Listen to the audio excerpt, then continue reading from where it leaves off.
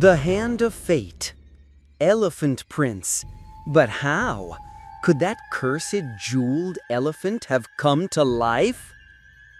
So everyone, this is our first story from the collection, The Hand of Fate.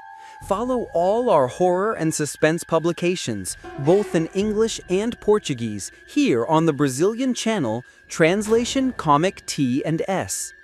Your presence is very important to us. We do truly genuine work, so subscribe to the channel right now. Have you activated your subscription?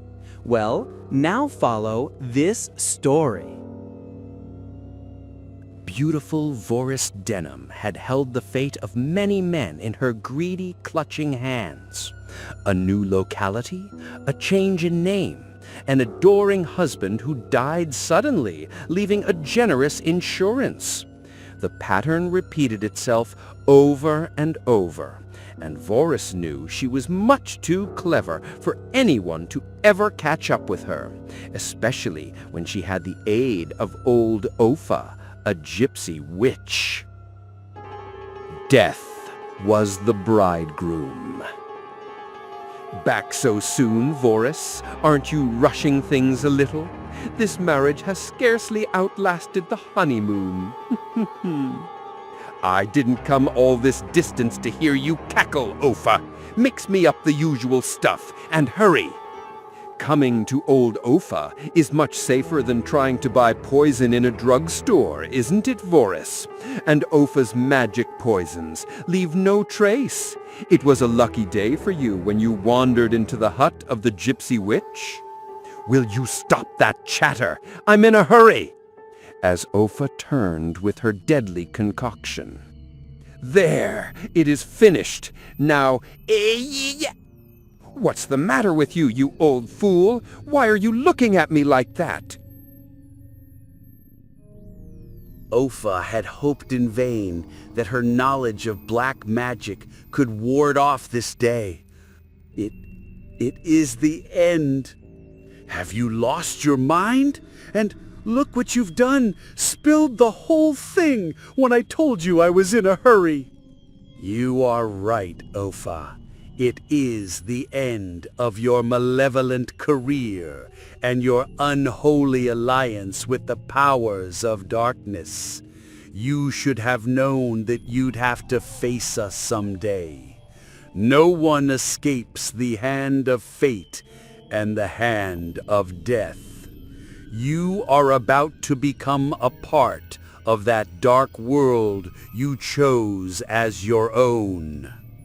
Give me a little while longer. I'll change. Take the girl instead. She is worse than I am. It is for such as she that I have worked. Yes, you have helped her bring quick death to many, and through her you will meet your own end.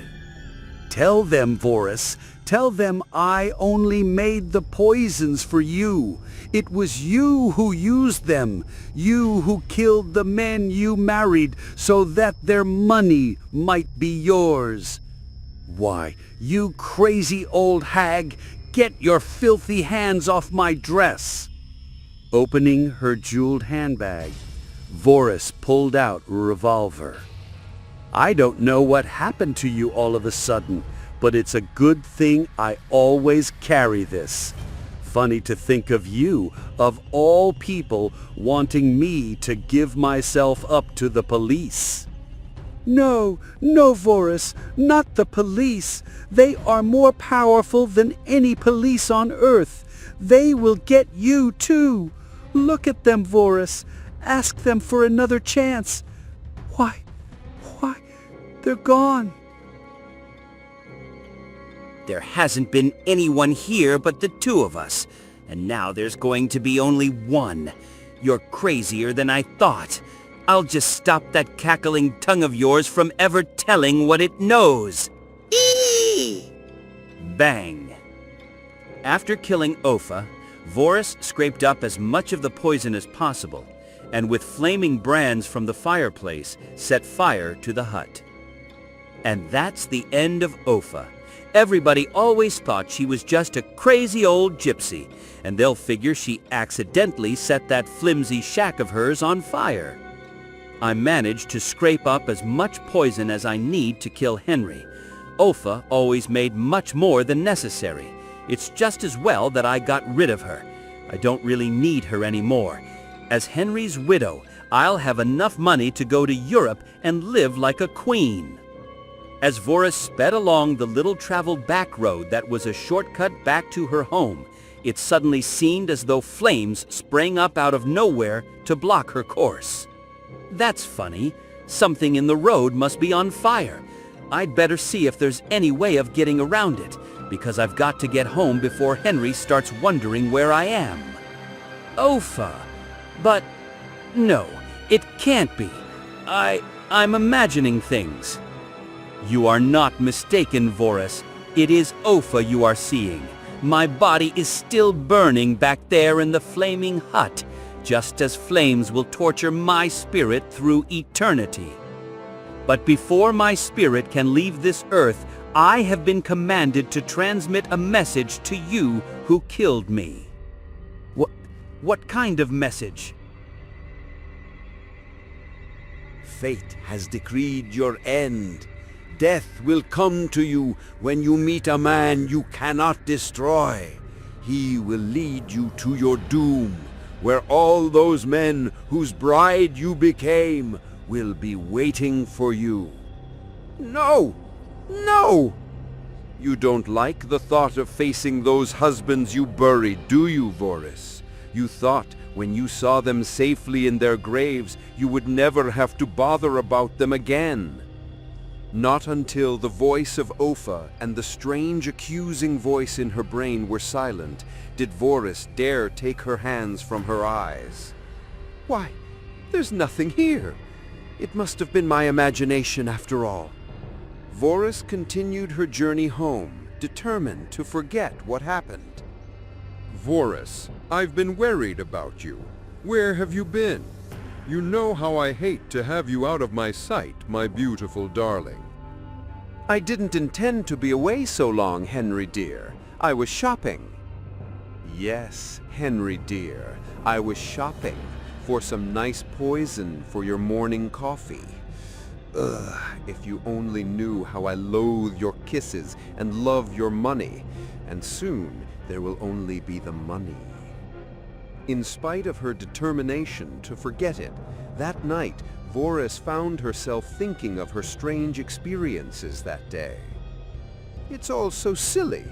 That stuff I imagined Ofa was saying to me. She said death would come to me when I met a man I couldn't destroy. If that's true, then I'm going to live forever, because there aren't any men I can't destroy, as Henry will soon learn. In spite of Ofa's warning, you still intend to go through with your plan to kill Henry. Each victim increases the penalty you must pay, so consider well before you defy fate, Voris. Voris would not near the voice of fate, and a few days later, "Oh, doctor, it was a dreadful attack. I called you as soon as it began." "I'm sorry, Mrs. Denham, but it's too late. Your husband is dead. It was obviously a heart attack." "Oh, my poor darling Henry. We were so happy." Once again, Voris succeeded in her plans. "Too bad Henry can't see how lovely I look in my chic and expensive morning wardrobe. And fortunately, the doctors and lawyers and insurance companies never suspected a thing. I'm always too clever." As Voris stepped toward her husband's casket, a figure glided out of the shadows.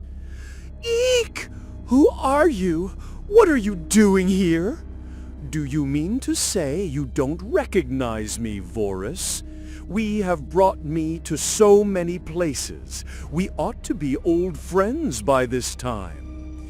"Don't you dare put that horrible claw on me, you hideous monstrosity!"